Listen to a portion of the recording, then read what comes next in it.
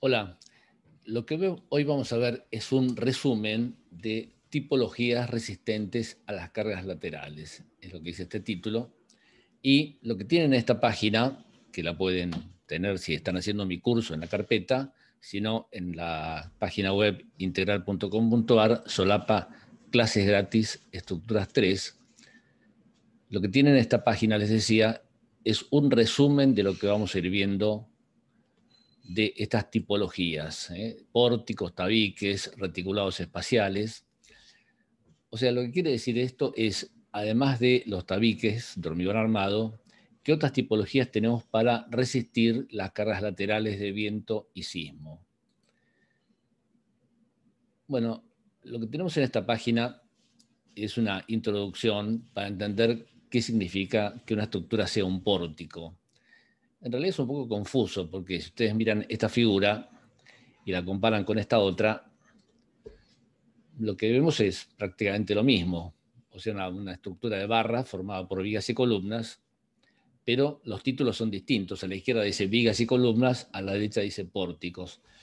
¿Cuál es la diferencia? ¿Qué tiene que pasar para que una estructura, en lugar de ser vigas y columnas aisladas, sea un pórtico?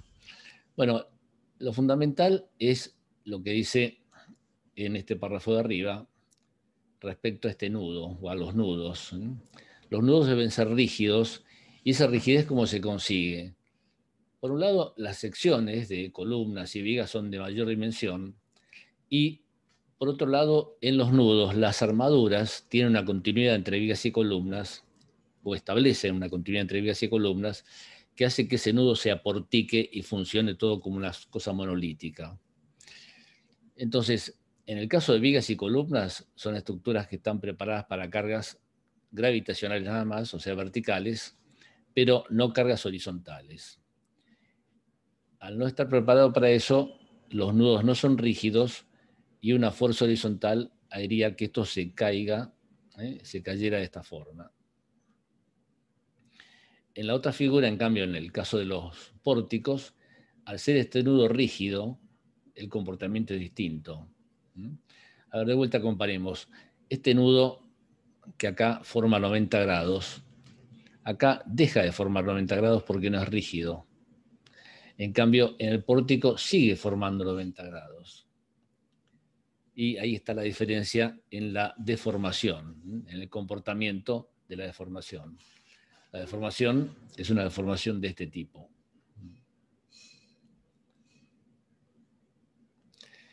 ¿Esa deformación se parece a la que veíamos en tabiques? No. Como vimos en tabiques, los tabiques trabajan con una ménsula empotrada en el terreno. Recuerdo que una ménsula era una barra, estaba empotrada acá, y era capaz de resistir cargas de este tipo. Bueno, si ustedes a esta figura la giran así 90 grados, se transforma en lo que están viendo acá el tabique. ¿Y cómo se deforma la ménsula? Se deforma de esta manera para abajo. Bueno, esta ménsula que es el tabique se deforma de esta forma para la derecha. Lo interesante de esto es que esta deformación del pórtico es distinta de la del tabique. Y eso hace que cuando en una estructura combinan las dos tipologías, o sea, hacen tabiques y pórticos, como vamos a ver más adelante, en edificios de 30, 40 pisos se conviene hacer esa combinación, se logra que la estructura tenga un mejor comportamiento que si tuviera solamente tabiques.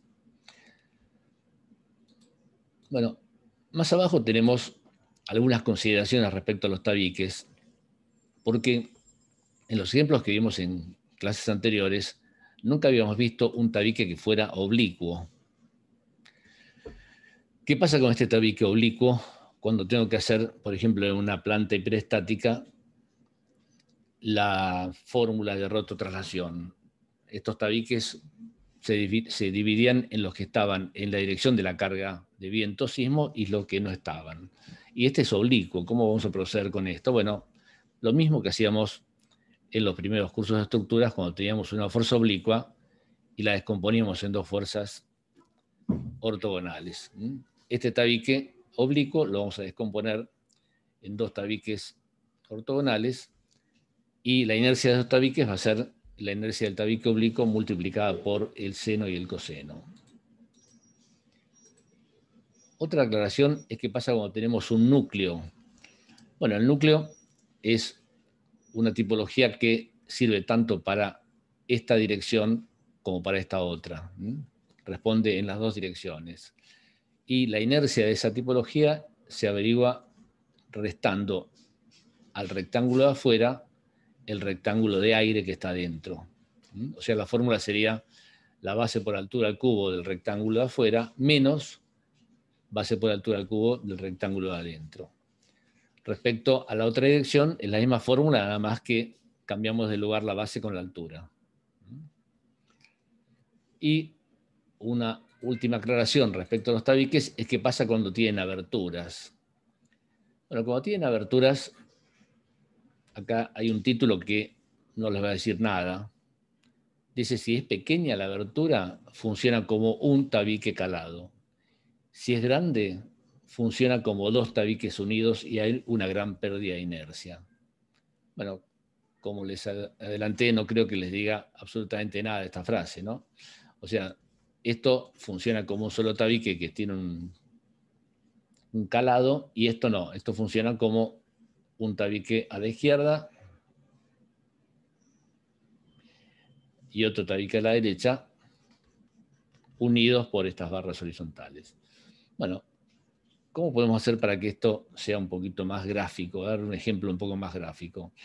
Bueno, imaginemos que analizamos una sección de este tabique calado y una sección de estos dos tabiques unidos. Y esa sección la dibujamos acá abajo. Esta sería la del tabique con una pequeña abertura.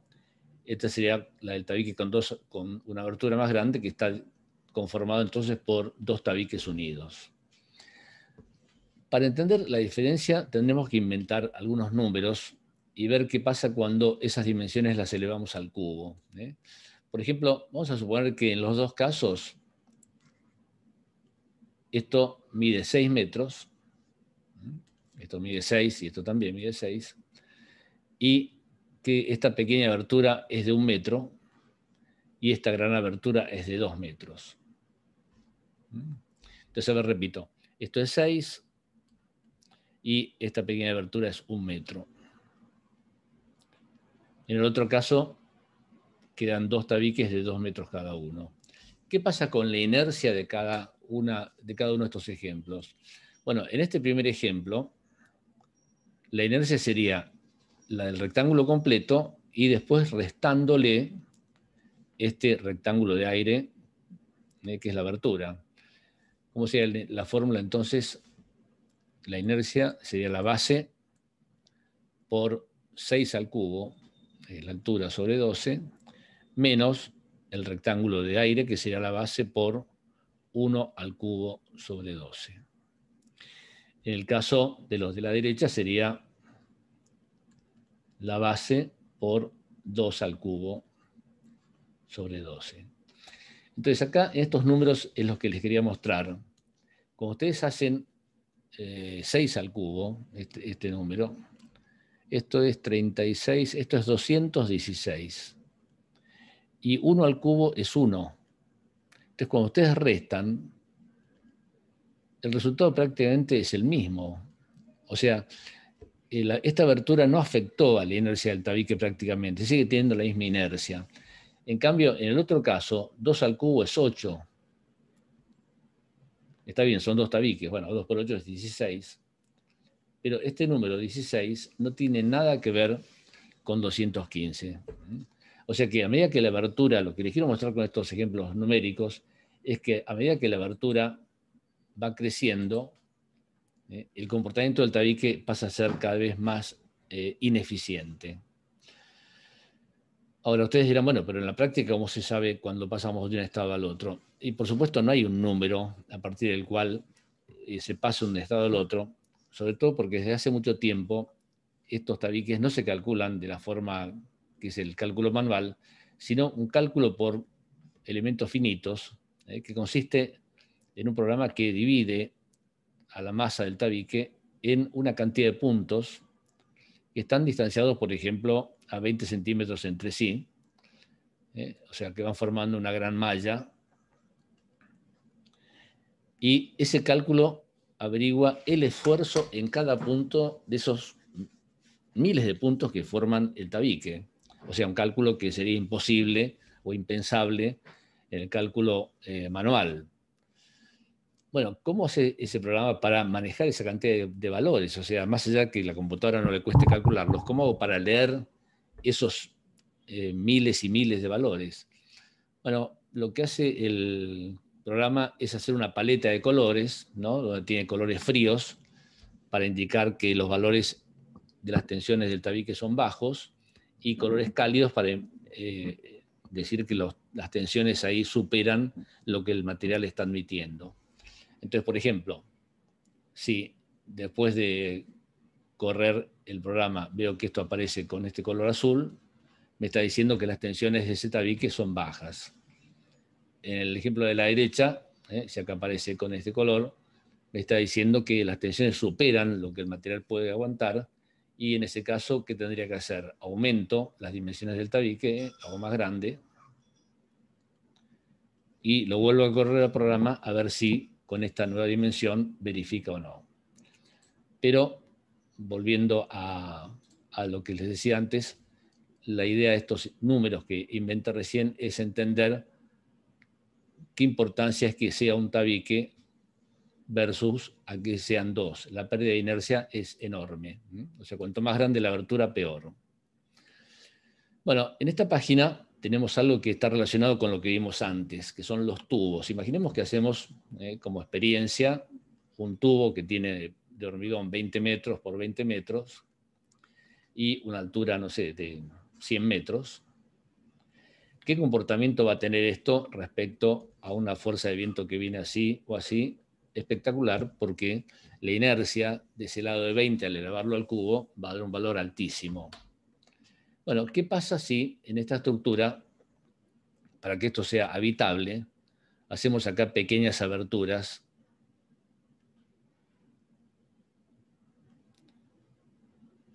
de 1 o 2 metros, que sean las ventanas?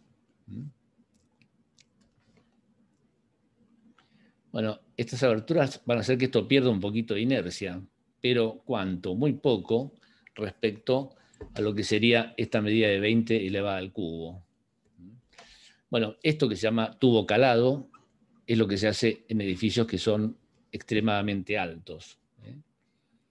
Por supuesto que ustedes dirán, bueno, pero si esta abertura yo la voy aumentando, esto pasa a ser un pórtico, y es cierto. ¿Y cuál es la medida? Y la medida es igual que antes, no hay respuesta para eso. ¿Por qué? Porque el programa de elementos finitos, a medida que voy aumentando estas aberturas, empieza a hacer que los valores de tensión se vayan disparando, se van haciendo cada vez más altos, y la estructura verifique o no verifique según el proyecto que le proponga. En la figura siguiente tienen una solución habitual para este caso de edificios tan altos, que es tubo en tubo, o sea, un tubo exterior y otro tubo interior, que es la circulación vertical. ¿Y cómo se conectan los dos tubos? Y se conectan porque tengo acá las losas, los entrepisos de cada nivel, que estas losas en el sentido horizontal, o sea, cuando el viento empuja así, son extremadamente rígidas y hace que las dos cosas, que los dos tubos se muevan en forma sincrónica. Bueno, acá ya tenemos una foto del Foro Malcorta cuando estaba en construcción, y en esta fachada lo que estamos viendo son pórticos.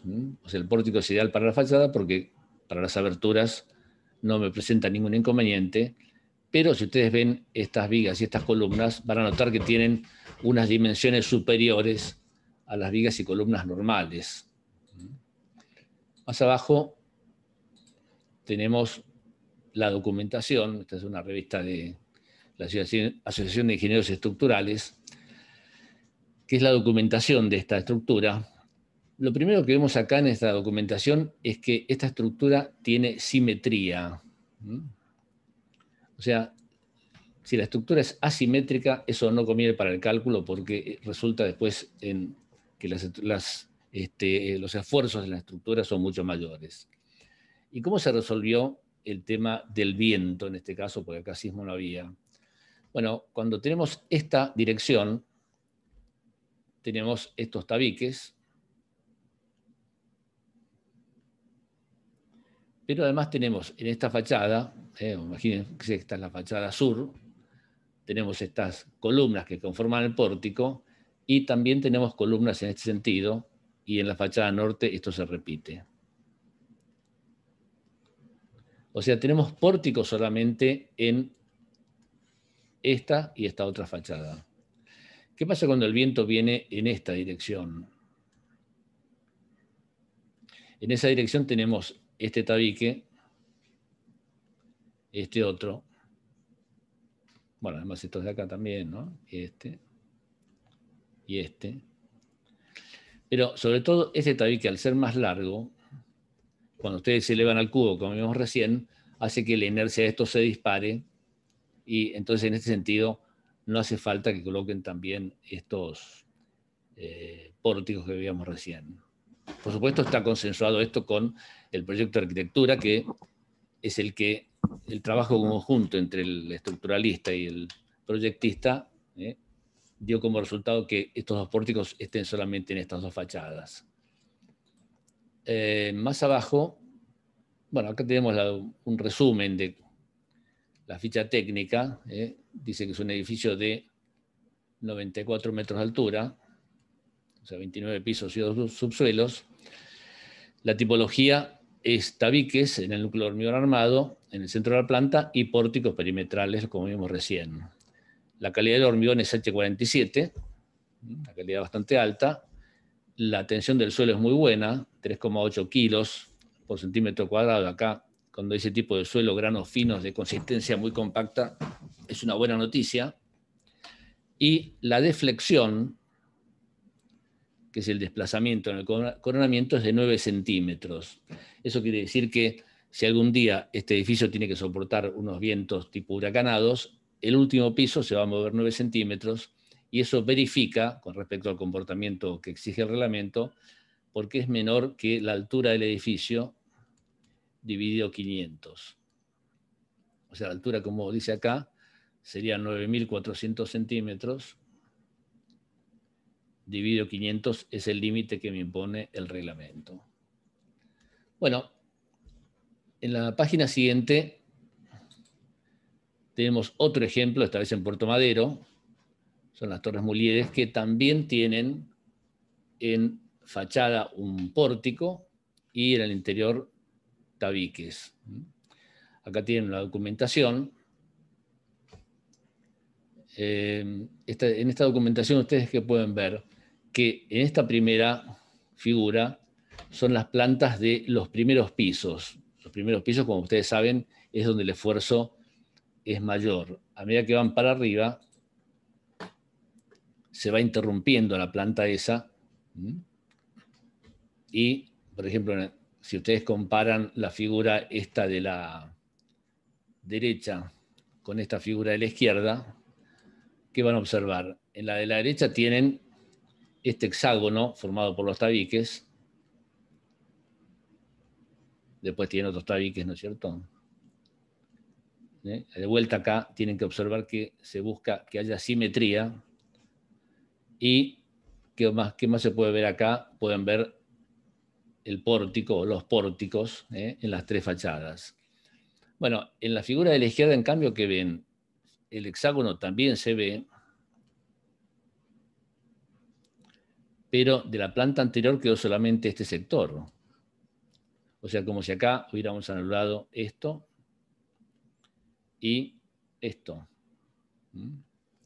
O sea, de la figura que tiene acá a la derecha, a la izquierda solamente quedó este sector, que es compatible con lo que les decía antes. A medida que voy hacia arriba, si bien el viento es más fuerte, el esfuerzo de corte, momento flexor y compresión es menor. Respecto a la documentación, esto en Puerto Madero es lo contrario, el suelo es muy malo. Y además estamos hablando de un edificio que tiene 164 metros de altura, o sea, 50 pisos, y su hormigón H47, seguramente para las primeras plantas, y H30 para las últimas. Bueno, ahí están las dimensiones de las columnas, ¿no? Los tabiques. Y el tipo de fundación no es platea, como veíamos antes, sino un cabezal con pilotes. O sea, eso te lo tienen que imaginar de esta manera. Supónganse que este volumen es el edificio que, como dijimos, tiene de altura, ¿cuánto? 164 metros.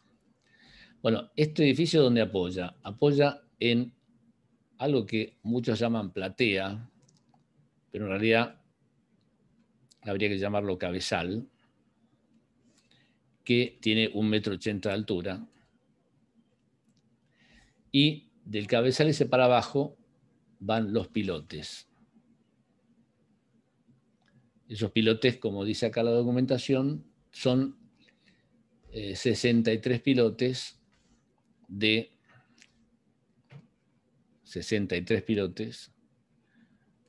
1,30 m de diámetro y de altura tienen 23 metros. Ahora, volviendo a lo anterior, ¿por qué razón esto hay que llamarlo cabezal?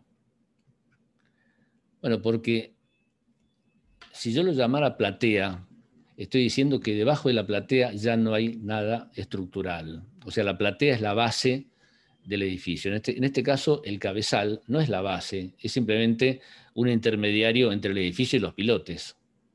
Eso hace que a los pilotes se los llame fundaciones indirectas, porque la estructura no apoya en los pilotes, la estructura apoya en el cabezal y después el cabezal en los pilotes. Por supuesto, para el que ve el cabezal le parece que es una platea, pero es importante la diferencia de los nombres, ¿no? Bueno, en la página siguiente tienen otra solución para estas estructuras contra viento o sismo, en este caso es en Nueva York. Tienen este reticulado espacial, son todas barras que van formando triángulos, pero entre un triángulo y el otro hay 1, 2, 3, 4 niveles. O sea, es un enorme triángulo que va formando esta estructura reticular que seguramente en su interior tiene además tabiques. Acá ven otra solución de este tipo, en Barcelona, ¿no? Donde tiene una estructura exenta que también está tomando esta fuerza horizontal. Y por último, acá tienen el edificio más alto del mundo, en Abu Dhabi, donde tienen estos tubos calados que habíamos visto antes, pero uno al lado del otro. O sea, se llama paquete de tubos, que por supuesto se van reduciendo a medida que gana altura y el esfuerzo es cada vez más bajo. Entonces se necesita en la parte inferior, acá en la parte inferior, una gran cantidad de tubos que conformen una gran inercia y a medida que vamos hacia arriba va disminuyendo. Bueno, este era simplemente el objetivo de esto, ver estas tipologías y nada más.